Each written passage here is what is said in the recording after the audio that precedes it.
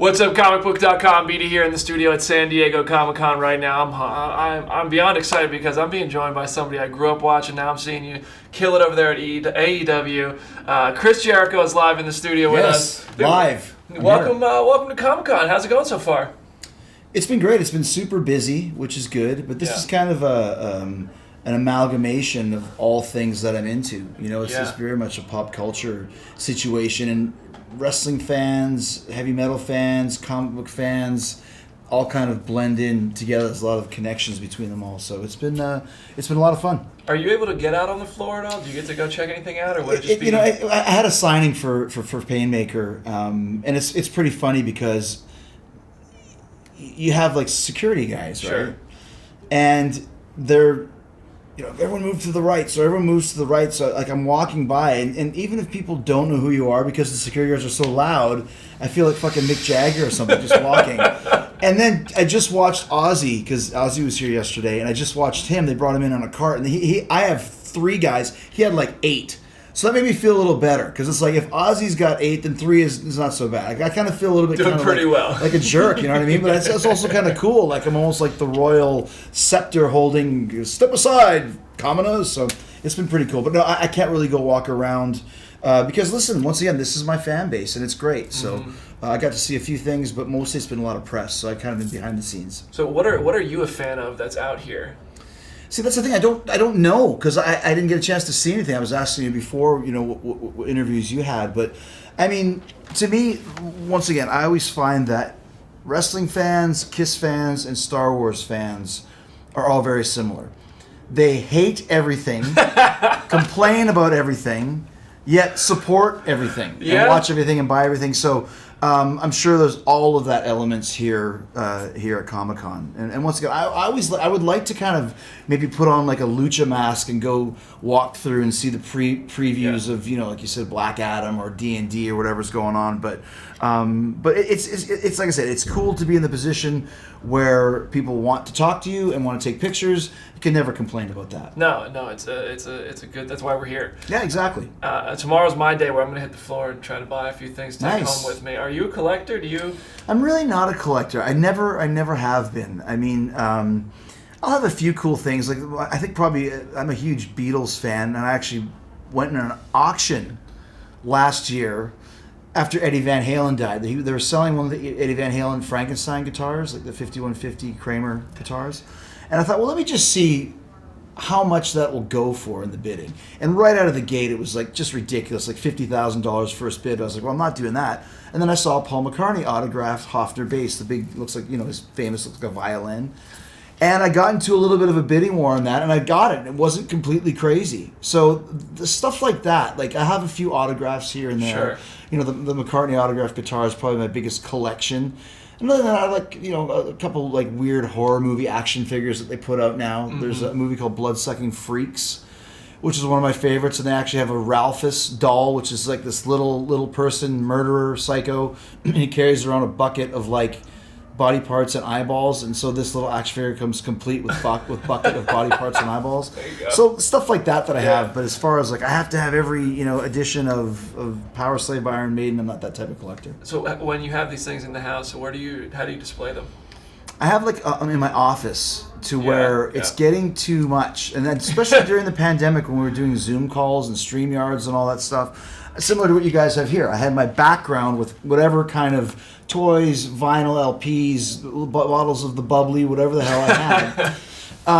But then it gets too much, and then it just becomes clutter. Yeah. So now I have to try and figure out what I want to do, and it's hard, man. So I do keep them all in my office, but now it's like they're on the floor. There's piles here and there. It's like I got to start kind of weeding through it because it's too much clutter. I'm feeling like a hoarder. An embarrassment of riches. Embarrassment of riches. I'm in the same boat. A Gene Simmons mic foam with his actual saliva on it.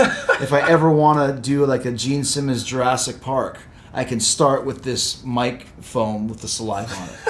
Yeah. So when fans come up to you when you're on the floor doing signings and stuff, I assume a lot of it is wrestling. That when they come up and they want to talk to you about something, is there anything specific, whether it is within your wrestling career or your music or your podcast? Yeah, I mean, assume it's wrestling, but people at this point in time, it's just kind of anything Jericho. Sure. You know what I mean? So, especially we're here in San Diego, and this is where I won the Undisputed Championship freaking 20 years ago by beating The Rock and Stone Cold Steve Austin the same night. So there's a lot of people here in San Diego that were there. Yeah. So when I did the Painmaker signing, they all came by and were asking, I was there that night, and it was so cool, and blah, blah, blah. So you get a lot of that if you're in the local area, local questions.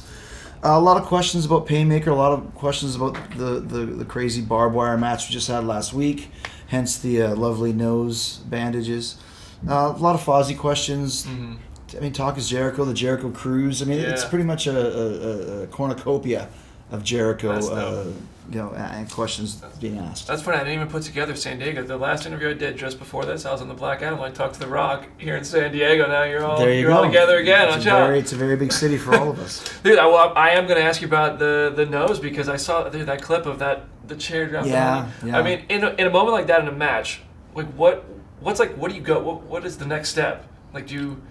You just go, that hurt. I mean, once again, I think matches like the one that we just had are probably good for the wrestling business, because it lets people know that it's not just all fun and games. Yeah. You know what I mean? Oh, that stuff isn't real. They don't really hit each other, and then you literally get bashed in the nose with the leg of the chair. And you could see it. It was just an accident. But when it hit my nose, I thought, okay, for sure it's broken. And it wasn't as badly broken as I thought. It's more just cracked and cartilage and that sort of thing. But still, I mean, as long as you can still move and breathe and see, it's kind of just part of the job. Yeah. And if it's on TV, well, at least we get some shots of it. And it's like I said, it's actually probably good for the business in the long run. As long as doesn't feel doesn't good the have next to come day. with one of these. What's that? As long as the ref doesn't have to come. Which now they do as a work anyway, so that's not even real. So it was like I said, it's you never want that to happen, but as long as someone isn't breaking their leg or something very serious, it's just part of the job that kind of adds an extra little shade of realism to it. I feel like AEW has been. I mean, you guys have been bringing a little bit of edge, a lot of bit of edge back to wrestling. Yeah. And now that you've really helped elevate the brand. It was such a big deal when you said Jericho's all elite. Right. And you've helped elevate the brand. You've taken over. You've helped everybody else go around you. How are you feeling now, years into it? Like, are you settled in? Like, what? It was really cool because once again, to start a new wrestling company, you've heard it for a million times. So this guy's got money. He's gonna say, whatever, bullshit. So to actually leave. Well, I had left WWE anyways at that point, but to take a chance and start AEW, knowing that if it works, it's another feather in the legend of Chris Jericho. If it fails, then I have to crawl back to WWE on hands and knees and try and go back there again. I didn't think it was going to fail. I thought that the time had come for wrestling fans to have an alternative. Sure. We thought that there was a market for it, and we were right. 3 months in, we were a success. And now I think the coolest thing, not just being involved in AEW from the start, but now having it to where CM Punk and Bryan Danielson and Adam Cole and those type of guys are feeling safe to come in with us. That's a big deal because now it's not a risk. Is this thing going to be around in 2 years or what am I going to do? So I think now it's become a viable thing, and I'm very proud that I was a big part of making that happen. I remember watching you and Chris Van Vliet talk about it in the back of a limo. Chris Van Vliet. Yeah. But what was there a moment where you started to realize hey, this is working. What we're doing is working. I mean, right out of the gate, our ratings. I think and I called myself the demo god, which people thought, that's kind of a cool name, but it really was the demos, which a lot of people don't understand, are very, very important in television. To where a quick kind of primer on it, if Dynamite has 1 million viewers and Tucker Carlson has 3 million viewers, but if our demo is higher, we get the number one spot. Mm-hmm. And the demo is the viewers between 18 and 49. That's the most important thing because that's for what advertisers are looking for. And our demos right out of the gate were very high to the point where we started as an ad rev share contract, which means you get a portion of the advertisement, to 3 months later we got 160 million for 4 years, and that was fairly low for our demos. When our next contract comes up, that's when you should see maybe 3-4 times that, because the demos have been that strong. So I wasn't surprised. I was very excited about it, and that's when I knew, probably 3 months in, when we got that new television contract right out of the gate. They ripped up the old one, gave us this new one. That's when I know, okay, we're onto something here. And it's awesome not only to see that the locker room seems to really be supportive and getting along with each other. The fans root for the brand. Sure, I mean, it's awesome. Because when you like that's like my connection with Metallica, for example. Sure. I've been a fan of Metallica since their second record. Yeah. In 1985, Ride the Lightning came out, and went back and bought Kill 'Em All. So I had the first two records when I was 14 years old. I grew up with Metallica. Like as they grew bigger, I was the proud fan. I think AEW is the same. They started with us from day one, and now that we've become, a viable contender, and basically, to be honest, the hottest wrestling company in the world and the coolest wrestling company in the world. It gives you a little bit of a proverbial pat on the back that I was there from the start. You feel connected to it, and as long as you have a connection with your audience, you'll always have a gig, and that goes for wrestling, rock and roll, movies, music, comic books, or whatever. If the fans feel connected to what you're doing, they will continue to support you, no matter what. That's good. Yeah, I mean, you guys have that atmosphere going. I want to cross the forbidden door real quick. The biggest news of the week is that Vince is retiring. What impact do you think that has, if any? I imagine it's quite. Well, I'm sure it'll have a lot more impact on their company. Sure. And that's one thing that we've always been very good at, is that we worry about our show, our own show. Mm-hmm. How can we do better programming? How can we do better storylines and create bigger stars and expand our roster in a positive way? And it was like that even when they sent NXT, the evil NXT, to kind of stomp out the hot young upstarts. Well, it didn't really work, and we really never worried about that. Mm-hmm. It's like you could bring, a reunion of the Beatles or the return of Jesus Christ and slot it against Dynamite. There's nothing we can do. All we can worry about is our own thing. So, yeah, of course it's going to impact the business, but I'm glad that I'm not there, nor have I been for 5 years. So it was a great place for me to work for a very long time. Always enjoyed working with Vince, always enjoyed working with WWE, but I'm really happy to be in AEW. Over at AEW, who do you think are some of the guys you think are going to be the ones carrying the torch, like really about to blow up and carry it forward? Well, I think we've done a really good job of building a lot of different guys. I think, you know what I mean? Like when we started, I was the face of the company. Yeah. Really the only person besides Jim Ross that wrestling fans, like a garden variety wrestling fans, would know. Yeah. We've reinvented Moxley. We've reinvented Danielson. Punk is back now. Jungle Boy is on the rise. Darby Allin has done a great job. MJF has become a big star. Sammy Guevara, Daniel Garcia, like the list goes on and on and on. Those are just FTR. Those are just the ones off the top of my head. Mm-hmm. Hangman Page, So we had a lot of injuries this summer, and yet we still kept the lights on. And what do you do when someone gets hurt? Well, someone else steps up and becomes a bigger player. Yeah. And that's just how our company works. And we're very much a team atmosphere. Yeah. In that, there's none of the snaky, old school wrestling stab you in the back while they, shake your hand type stuff. We really are a team, and we really are working together to raise everybody's profile. And I think it's something that people can feel that, and they can taste it, and that gives our fans a little bit more connection as well. I think Darby just a couple weeks ago going off that ladder. Those sort of moments, man. He's insane. He's insane. Dude, right? You guys are killing it over there. I do want to. You're coming up on 900 episodes of your podcast. 1,000 that means 1,000's not far off. You thinking about anything special to celebrate these milestones? Well, every 100 episode I try and do something special. I got a really great 900th guest in the can, because as we start getting closer, you're like, oh my gosh, who are we going to get? But I think the coolest thing about Talk is Jericho, getting to 900 episodes, it's still the top 200 podcasts in the world, in a world where there's literally 2.5 million podcasts now. Everyone has one. It's insane. Yeah. When I first started podcasting in 2013, people still weren't sure exactly what it is. And that's why I got in early enough where I was able to build a really good fan base where people are like, we like this podcast. So now when there's another million more added or whatever it is, they still stick with Talk is Jericho. It's the same thing with Painmaker, my involvement with NFTs, the NFT world, and creating the Painmaker graphic novel.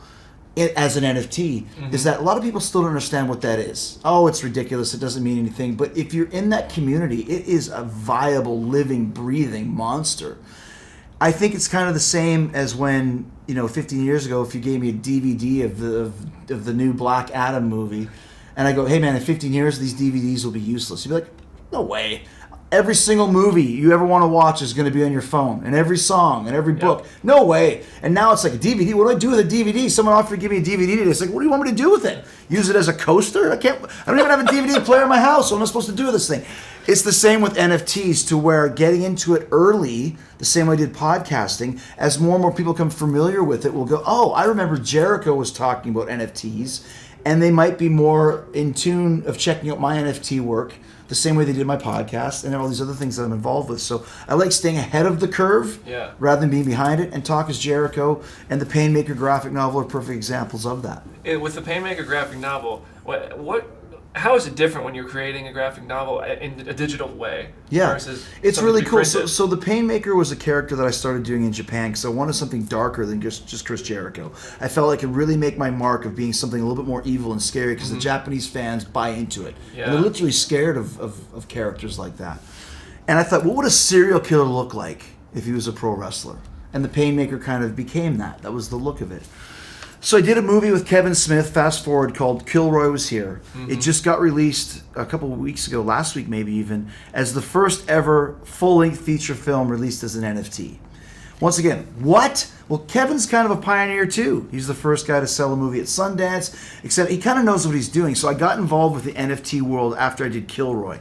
So I released a couple Painmaker NFTs just to test the waters. They sold out quickly. Now what is the Painmaker? Well, let's expand on this. What if the Painmaker, the character, is actually the serial killer that I envisioned, but he's an intergalactic serial killer?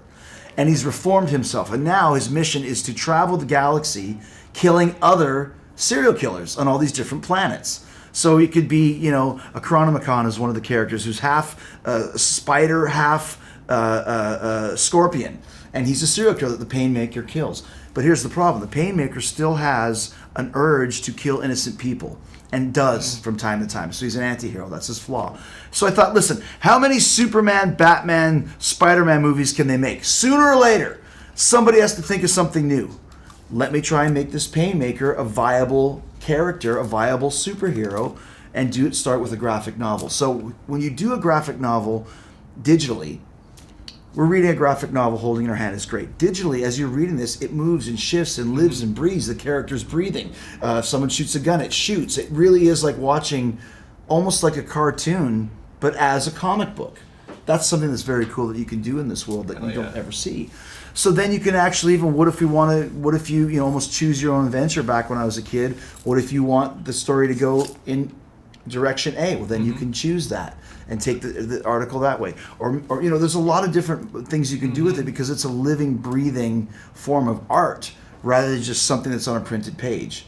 And I think that's one of the appeals to this that comic book collectors in the future will really get involved with. Now, you don't have the actual physical copy, but that's becoming fewer and far between. My short boxes are filling up. Yeah. I mean, books, having a physical book is such a strange concept. I read most of my books on Kindle now, or watch movies. We don't actually have a physical copy of anything. Like I'm watching The Offer right now on Netflix, so there's no physical copy of it to have. The streaming stuff is just all stream it. You don't ever hold anything in your hand. So, like I said, it's an experiment for me, but it's something that I like to be ahead of the curve, and I think it's a very cool character in this superhero comic book world that, in my opinion, needs some new characters. So, hey, I started my own cruise. I wrote books, podcasts. I became a wrestler when no one said I could.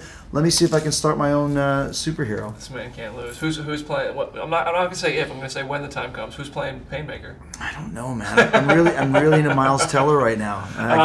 The mustache era. Yeah, exactly. Yeah. Right. Yeah. Oh man. I mean, obviously, in a perfect world, I could pull a Sylvester Stallone and write this really great character that no one's allowed to play it but me. But like I said, I mean, I don't mind being behind the scenes as a producer as well. So I think that once again, for me as Chris Jericho, there's a lot of different ways that I can go with a lot of different things. And producing and creating is pretty cool as well. That's awesome, dude. Well, I'm wishing you the best of luck with it. I can't wait to follow it myself. All right, man. Appreciate it. Man. Thank you for coming. Your last interview. Last interview. Did it go out with a bang? Comic-Con. Hell of a way to go out, dude. Thank you for coming by. Thank you, everybody at Comicbook.com for watching. Stay tuned to Comicbook.com for more on the site from San Diego Comic-Con. See you there.